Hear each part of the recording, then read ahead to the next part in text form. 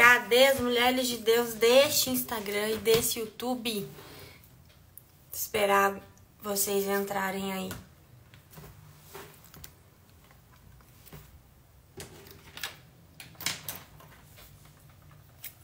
Bom dia, mulher de Deus, tudo bem com você? Seja muito bem-vinda a mais uma live devocional aqui na nossa página, no Easter Blog. Nós estamos lendo o Evangelho de João e hoje nós estamos no capítulo 13, João 13. Nós vamos ler a passagem quando Jesus lava os pés dos seus discípulos, num exemplo de humildade. Tão lindo! Oi, Cirlei, bom dia, graça e paz, tudo bem? Nós estamos lendo juntas o Evangelho de João, aqui todas as manhãs.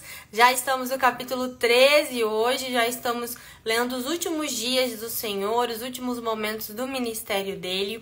Tem sido muito edificante para a minha vida, espero que para a sua vida também esteja sendo muito edificante. Todas as nossas lives ficam salvas lá no canal do YouTube. Se você quiser conferir a série inteira de lives, tem tudo lá gravado e salvo para você. É só procurar lá no YouTube, @souestarblog e a playlist Evangelho de João. E tem muitas outras playlists, são mais de 260 vídeos devocionais para você assistir por lá. E todo o conteúdo é gratuito. Bom dia, Sueli, graça e paz, tudo bem com vocês? Eu já vou começar a fazer a nossa leitura de hoje, tá? Não vou demorar muito aqui cumprimentando vocês. Já vou começar a leitura, mesmo porque eu cheguei tarde, né? Já abri a live tarde. Socorro, graça e paz, seja bem-vinda também. Vamos lá, então, para nossa leitura. Hoje a leitura é sobre João 13. Nós vamos ler a passagem que Jesus lava os pés dos seus discípulos. Vou começar já, tá? Minha Bíblia Maria, uma nova Almeida atualizada, tá bom? Essa é a versão que eu tenho utilizado aqui nas nossas lives devocionais. Então, vamos lá? Vou começar a ler então, tá? Antes da festa da Páscoa, sabendo Jesus que era chegada a sua hora de passar deste mundo para o Pai, tendo amado os seus que estavam no mundo, amou-os até o fim. Durante a ceia, tendo já o diabo posto no coração de Judas, filho de Simão Iscariotes, que traísse Jesus, sabendo este que o Pai tinha confiado tudo às suas mãos, e que ele tinha vindo de Deus e voltava para Deus, levantou-se da ceia, tirou a vestimenta de cima, e pegando uma toalha, cingiu-se com ela. Em seguida, Jesus pôs água numa bacia e começou a lavar os pés dos seus discípulos e a enxugá-los com toalha com que estava cingido. Quando o aproximou de Simão Pedro, este lhe perguntou: vai lavar os meus pés, Senhor? Jesus respondeu: o que eu faço você não compreende agora, mas vai entender depois. Então Pedro disse: o Senhor nunca lavará os meus pés. Ao que Jesus respondeu: se eu não lavar, você não terá parte comigo. Então Pedro lhe pediu: Senhor, não somente os pés, mas também as mãos e a cabeça. Jesus respondeu: quem já se banhou não precisa lavar nada, a não ser os pés. Ao quanto mais está todo limpo. E vocês estão limpos, mas não todos. Pois ele sabia quem era o traidor. Foi por isso que disse: nem todos estão limpos. Que lindo gesto de Jesus em lavar os pés dos discípulos, um gesto de humildade, de servidão. Tudo que Jesus faz nas Escrituras, tudo que nós vemos Jesus fazer, serve de exemplo para nós. Jesus, ele dá o exemplo de como nós devemos nos comportar, de como nós devemos agir em relação a Deus e em relação ao próximo. Então, nesse ato de humildade, quando ele lava os pés de seus discípulos, né, Pedro até estranha, porque ele não se sente digno, né, de que Jesus lave os seus pés. Ele está mostrando, né, que eles deveriam se servir, né? Um servindo o outro, ajudando o outro, auxiliando o outro, né? Então, nesse gesto de humildade, o Senhor demonstra o amor e o cuidado que ele tem com aqueles que caminharam com ele durante todo o ministério. Jesus já estava se preparando para o momento da sua morte. para o momento em que ele seria entregue, né, como sacrifício perfeito pela humanidade, né? Judas já estava na intenção de traí-lo, né? As coisas estavam encaminhando todas de acordo com aquilo que o Pai havia determinado. Jesus sabia disso e é muito interessante esse gesto de carinho, de amor e de cuidado que Jesus tem aqui com os seus discípulos. E ele fala, né? Vocês precisam só lavar os pés, porque todo o resto já está limpo. E ele faz aqui, né? Aquele que se lava não precisa se lavar mais. E aqui ele faz uma referência àquilo que ele iria fazer.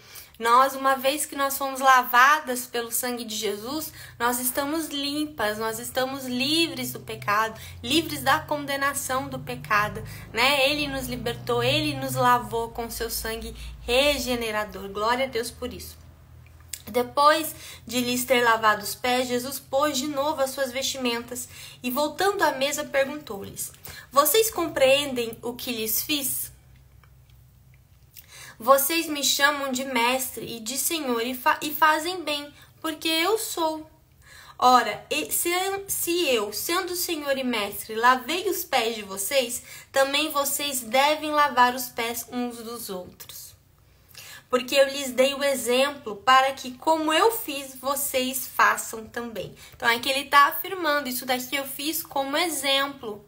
Então, é interessante que Jesus, tudo aquilo que ele queria ensinar, ele dava primeiro o exemplo, né? E olha só, mais uma forma do Senhor ensinar. Então, a gente vê que Jesus, ele era realmente um mestre, porque ele tinha metodologia de ensino, ele tinha uma didática de ensino, e uma das metodologias de ensino do Senhor era o exemplo.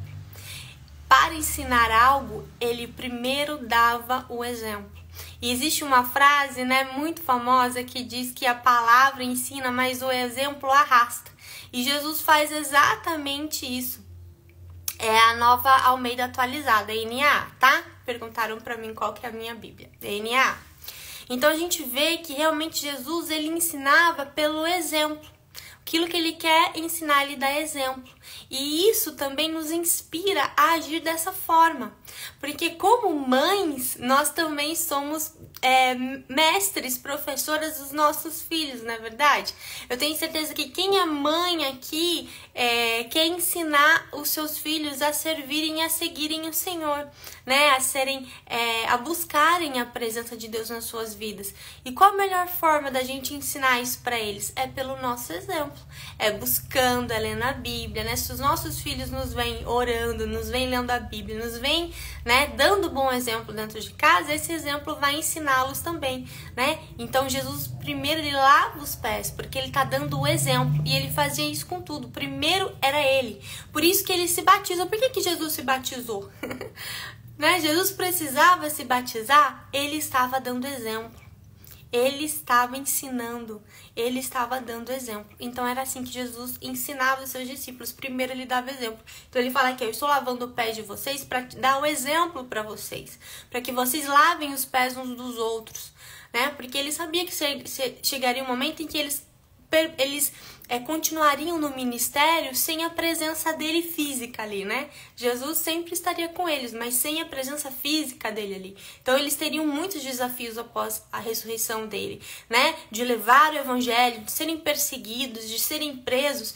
Então era necessário que houvesse essa unidade, era necessário que houvesse essa irmandade, né? E esse amor entre eles, para que eles permanecessem no caminho, para que eles permanecessem em Cristo e permanecessem cumprindo a missão que Jesus tinha para eles. Então aqui Jesus dá o exemplo, e é muito lindo a forma como o Senhor ensina, né? Não apenas por palavras, mas nas atitudes, nas ações, Jesus era exemplo. Em verdade lhes digo que o servo não é maior que o seu senhor. Ah, que lindo. Nem o enviado é maior do que aquele que enviou. Se vocês sabem dessas coisas, bem-aventurados serão se as praticarem. Não falo a respeito de todos vocês, pois eu conheço aqueles que escolhi. Mas é para que se cumpra a escritura: aquele que come do meu pão levantou contra mim levantou contra mim o seu calcanhar. Desde já lhes digo isso, antes que aconteça, para que quando acontecer vocês creiam que eu sou. E esse eu sou está escrito em letra maiúscula, eu sou. Ele está fazendo a referência àquela passagem lá de Moisés, lá em Êxodo, quando Moisés pergunta o nome de Deus, né, na sarça ardente, e Deus fala, eu sou, o meu nome, qual o nome desse Deus? O Deus eu sou. Então aqui Jesus está afirmando, né, que ele é o Deus eu sou. Em verdade lhes digo, quem recebe aquele que eu enviar, recebe a mim. E quem recebe a mim, recebe aquele que me enviou. Aquele que recebe, um verdadeiro discípulo de Cristo, recebe a Cristo. E quem recebe a Cristo, recebe o Pai. Amém? O traidor é indicado. Vamos ler ali a partir do versículo 21. Depois de dizer isso, Jesus se angustiou em seu espírito e afirmou. Então você veja, até o Senhor Jesus, né, tinha essa angústia. Estava chegando a hora e o Senhor estava ficando extremamente angustiado. Em verdade lhes digo que um de vocês vai me trair. Então os discípulos olharam uns para os outros sem saber a quem ele se referia. Ao lado de Jesus estava reclinado um dos seus discípulos, aquele a quem ele amava. Ele está fazendo referência a ele mesmo, a João. Simão Pedro fez um sinal para que perguntasse a quem Jesus se referia. Então aquele discípulo, reclinando-se sobre o peito de Jesus, perguntou, Senhor, quem é? Jesus respondeu, é aquele a quem eu der o pedaço de pão molhado. Então Jesus pegou um pedaço de pão e, tendo molhado, deu a Judas, filho de Simão Iscariotes. E depois que Judas recebeu o pedaço de pão, imediatamente Satanás entrou nele. Então Jesus disse a Judas, o que você pretende fazer? Faça-o depressa. Nenhum dos que estavam à mesa entendeu porque Jesus tinha dito isso. Pois como Judas era quem trazia a bolsa de dinheiro, alguns pensaram que Jesus tinha dito a ele, compre o que precisamos para a festa. Ou então que havia solicitado que desse alguma coisa aos pobres. Assim, tendo recebido o pedaço de pão, Judas logo saiu e era noite. E interessante, né? Como o entendimento deles aqui é bem limitado. Jesus falou bem claro que um deles ia trair e seria aquele a quem ele entregasse o pão. Então ele entrega o pão molhado para Judas e mesmo assim os discípulos não compreenderam que aquele homem iria trair Jesus.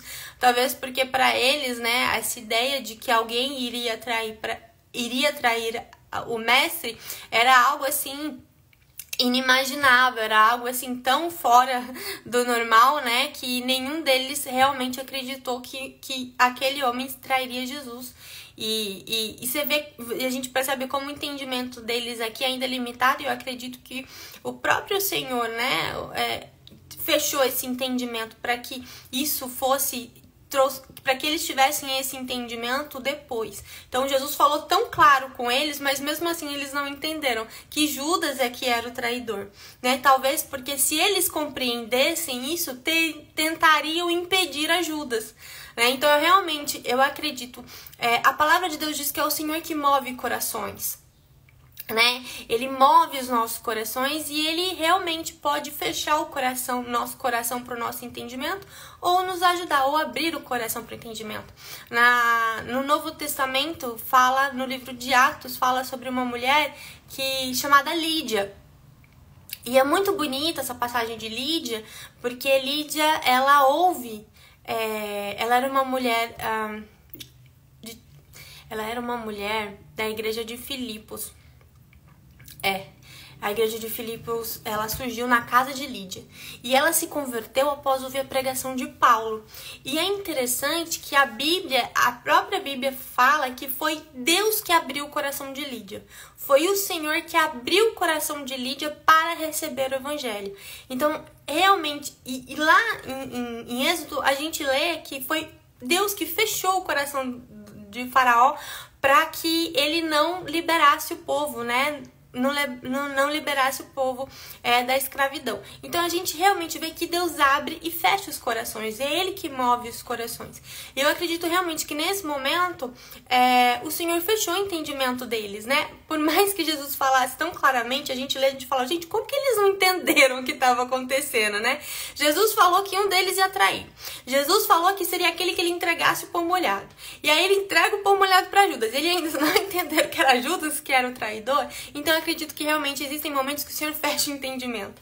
E ele fechou o entendimento desses discípulos, mesmo porque eles poderiam tentar impedir Judas de trair Jesus, e tudo aquilo fazia parte do plano de Deus. Jesus precisava ser traído, né? Precisava ser preso, precisava passar por tudo aquilo. Já era o plano do Senhor, era o desígnio do Senhor, era o propósito. Jesus veio exatamente para este momento.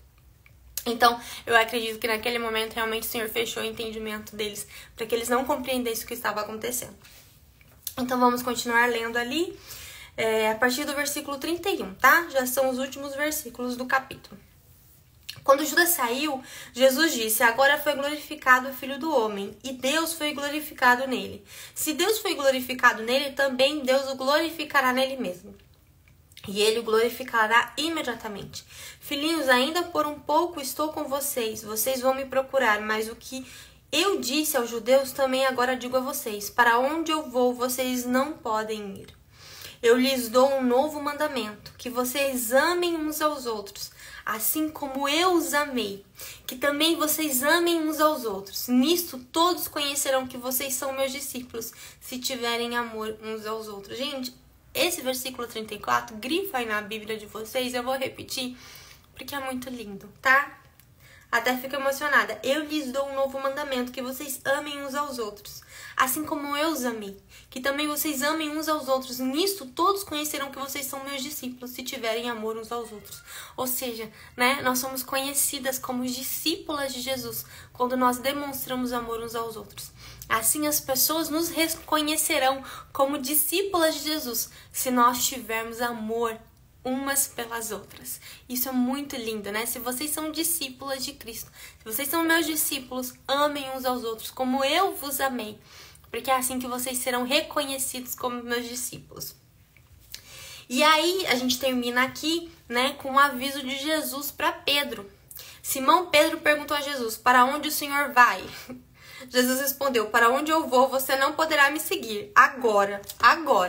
Mais tarde, porém, me seguirá. Então, Jesus está falando: para onde eu vou agora, que é pro lado do Pai, você não pode ir. Mas agora você não pode ir, mas depois você me seguirá. Você estará lá comigo também. Pedro disse: Senhor, por que eu não posso segui-lo agora? Darei a minha vida pelo Senhor. Né? Então, Pedro fala: Senhor, eu dou minha vida por você. Por que eu não posso ir agora? Né? E aí, Jesus respondeu: você dará sua vida por mim? Em verdade lhe digo, antes que o galo cante 3 vezes, você me negará. E aí acaba o capítulo 13 aqui. Então Jesus conhece realmente os nossos corações, ele sabe das nossas limitações. E ele conhecia a Pedro, né? Jesus confiou a Pedro uma missão muito importante, né? Ele chama de Pedro, chama de Simão de Pedro, de rocha. Sobre essa rocha edificarei a minha igreja, né? Pedro foi um grande líder na igreja primitiva, foi um dos principais apóstolos depois da morte do Senhor, né? E Jesus sabia disso, Jesus, né, tinha preparado Pedro, mas ele sabia das limitações de Pedro, sabia que Pedro naquele momento, né, no momento em que ele seria preso, negaria ele 3 vezes. Ele falou: se você entrega a sua vida para mim, né, antes que o galo cante 3 vezes, você me negará. Então, sim, Pedro entregou a vida para Cristo. Ele foi um dos mártires da igreja, né? Alguns historiadores dizem que ele foi morto crucificado, mas de cabeça para baixo, porque ele dizia que não era digno de ser morto da mesma forma que o seu Senhor.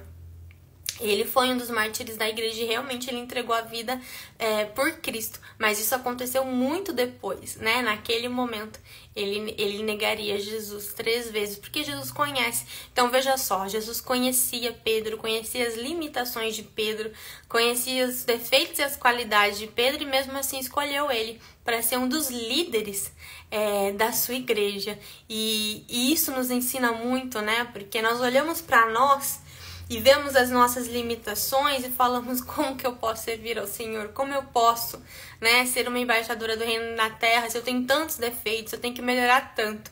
E é interessante que Deus conhece realmente todas as nossas limitações e mesmo assim, né, Ele ainda nos confia o seu propósito, o seu ministério, e isso fala muito sobre a graça e a misericórdia do Senhor. Então, não fique preocupada com seus defeitos, com as suas limitações, porque Jesus conhece. Jesus conhece, assim como eu conhecia Pedro. Nós também temos as nossas limitações, temos nossos momentos de fraqueza, mas o Senhor, como conhece nosso coração, também confia em nós e nos chama para fazer a diferença nesse tempo. Nós somos mulheres escolhidas para um tempo como esse. Amém? Por isso nós somos Esther. Amém, mulher de Deus? Aqui termina então a nossa leitura de hoje, tá? Do capítulo 13 de João. E amanhã a gente volta para continuar a nossa leitura do capítulo 14, tá bom? E aí a gente já tá nos últimos momentos aqui de Jesus, né? Quando ele vai ser preso, crucificado, morto. E aí vai ressuscitar depois de 3 dias. Então, teremos muitas emoções nos próximos capítulos, nas próximas lives. Amém? Vamos orar então? Senhor, muito obrigada pela tua palavra, que é viva e eficaz. Obrigada, Senhor, porque o Senhor é bom e a tua misericórdia dura para sempre. Obrigada por nos lembrar do seu amor, do seu cuidado. Obrigada por nos ensinar com o seu exemplo de humildade, com o seu exemplo de amor. Nos ajuda, Senhor, a ser essas discípulas, Pai, discípulas que amam o Senhor e amam o próximo também. Nos ensina a ser como o Senhor, nos ensina a ser semelhantes a Ti, a ter o seu coração, coração humilde, um coração de servas, um coração de filhas legítimas de Deus. Obrigada mais uma vez por essa live, obrigada por cada mulher que passou por aqui, por cada mulher que esteve comigo, que elas sejam abençoadas, que elas tenham experiências contigo, que elas possam cada vez mais ser mulheres profundas em Deus. Em nome de Jesus eu oro. Amém. E amém. É isso aí, mulher. Muito obrigada pela sua companhia em mais uma live devocional. Essa live vai ficar salva lá no canal do YouTube. Se você não conseguiu assistir inteira, você pode assistir depois lá a live gravada, tá bom? Um beijo no seu coração. Até amanhã, tá? Amanhã nós voltamos então com a leitura de João 14.